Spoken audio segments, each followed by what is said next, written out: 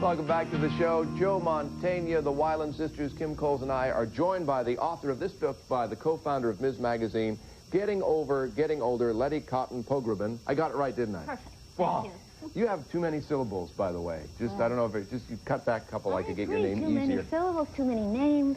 All that stuff. Good to have you here. We've both enjoyed the book a great deal, and I think I was motivated to actually read more of it because it's my birthday. Joe's pursuing it right now. Just making sure I'm not in the book. I don't want to be thought of as older. That's the problem. Where is it that we start thinking of ourselves, or people start thinking of us as older? Well, actually, they found that people say middle age begins when your last child moves out, and when you start worrying about health care, and when you don't recognize the music groups on the radio anymore. You know, I'm 3 for 3 on that one. Yeah. But in this country, we have actually the longest living generation in history.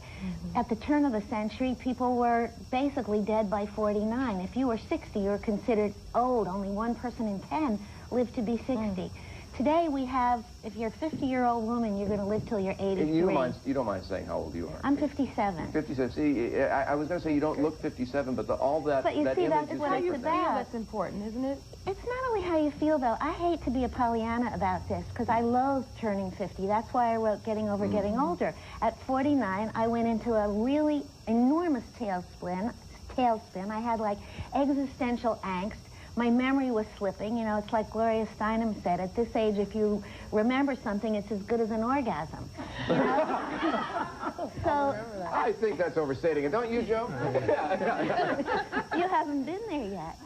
And, you know, your body starts to crumble. It's been fine for, 3 decades, and all of a sudden it's like Gypsy Rose Lee said, I have everything I had 20 years ago, only it's a bit lower. Everything, gravitational pull takes its toll. Your friends start dying. It's depressing. I mean, to say to people, you're not getting older, you're getting better, it's just, whistling past the cemetery. So for me... Getting those charcoal pills I need. But I want to give you the optimistic bottom line on all this. There, yeah. Once you can actually confront all of these fears and face your own mortality, something happens that really sweetens time, because you're able to say, hey, I have less time left than I've already lived. What am I going to do with it? This is precious time. If I'm 50 and I'm going to live to be 83, that's 33 years. Now, I have daughters who are 32, and they've got a whole enormous, complex life. If I could look at the next 33 years as something that I can actually consider, an opportunity to change myself for the better, I love this wonderful aphorism. Yesterday is history. Tomorrow is a mystery. Today is a gift. That's why they call it the present. Why don't we treat it that way?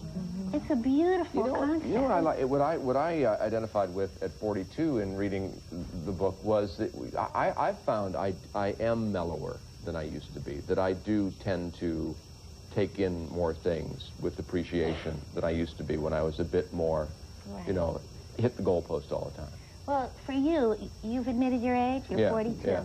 You're probably right smack in the middle, if you're lucky and if you're healthy. And you said that you've used your 40th birthday as an opportunity to refocus yourself on health and fitness because you had been a workaholic. Now, no, everybody... I had been too heavy for my height. And too heavy for your height. Well, we all make a different diagnosis. But the question really for each person is, I got to go where I haven't been. That's where growth lies, where I haven't been. And for me, as I was approaching 50, I thought everything was just right, copacetic, I'm doing fine. And I had ignored a whole lot of things that really needed work. My fears, I'd gained 17 pounds, my metabolism changed. I was an athletic wimp, I never got up off my chair. I was alive kind of from the neck up, except sexually.